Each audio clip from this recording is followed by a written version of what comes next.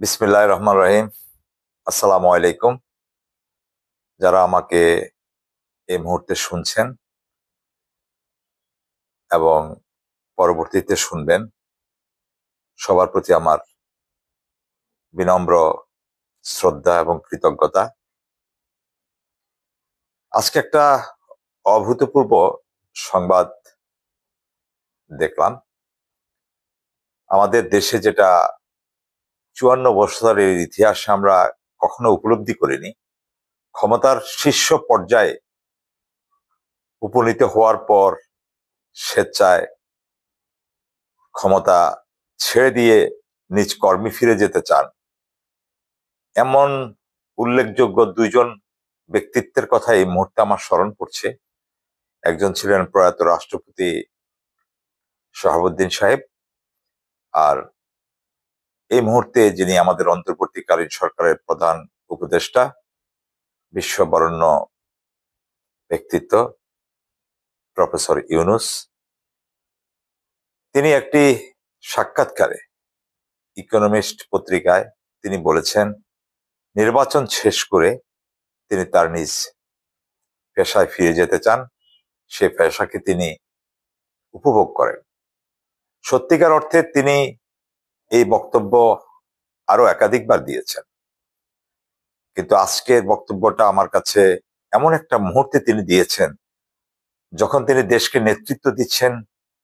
ঠিক সেই মুহূর্তে এই প্রভাবশালী পত্রিকাটির ইকোনমিস্টের গবেষণায় বাংলাদেশ শীর্ষ 10টি দেশের তালিকায় অবস্থান করছে, একটিতে অবস্থান করছে। এই সমীক্ষায় আমাদের জন্য গর্বের, আনন্দের। ধনী রাষ্ট্র বা শান্তির রাষ্ট্র হিসাবে নয়, উন্নয়ন এবং বর্তমান যে অবস্থা সবকিছু বিবেচনায় নিয়ে তারা এই মূল্যায়ন করেছে, এবং তাদের প্রতিবেদনে জুলাই আগস্টে হাসিনার পতনের বিষয়টিও উঠে এসেছে। সুতরাং এটা নিঃসন্দেহে আমাদের জন্য গর্বের। আমরা এজন্য প্রফেসর মোহাম্মদ ইউনূস, তার নেতৃত্বাধীন উপদেষ্টা পরিষদের সকল সদস্যবৃন্দকে আমি ব্যক্তিগতভাবে অভিনন্দন জানাই।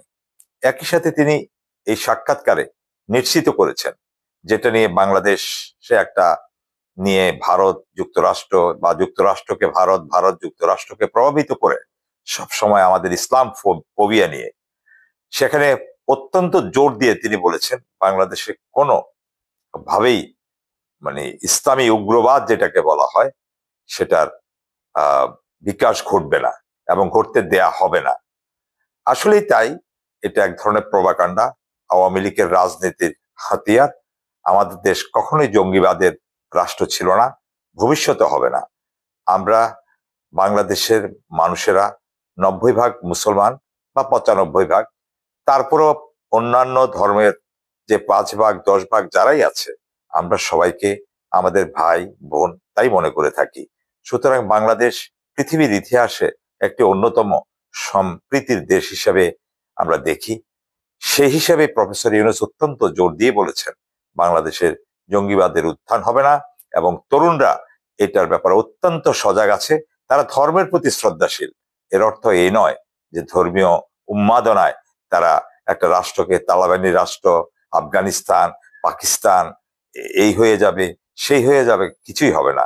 বাংলাদেশ তার নিজ আপন মহিমায় মহিমান্বিত হয়ে এগিয়ে যাবে, এটাই আমাদের প্রত্যাশা। এবং আমাদের এই মুহূর্তে কিছুক্ষণ আগে আমি বিভিন্ন সংবাদ পর্যালোচনা করে আজকে সারা দিনে যেগুলো দেখলাম, সব রাজনৈতিক দল, বিএনপি সহ, বিএনপির সমমনা দল এবং জামাত ইসলামী, তারা সকলে এক বাক্যে 25 সালের মধ্যে নির্বাচন দাবি করেছেন। আমি আশা করি 25 সালের মধ্যেই, ডিসেম্বর মধ্যে, যেটা আমাদের প্রফেসর মোহাম্মদ ইউনূস সাহেব তিনিও আগামী 25শে ডিসেম্বর অথবা 26শে প্রথমার্ধের কথা বলেছেন। তো আমি আশা করব 25শে ডিসেম্বরে সবাই যখন নির্বাচন চাচ্ছে, আমাদের অন্তর্বর্তীকালীন সেদিকে এগিয়ে যাবে।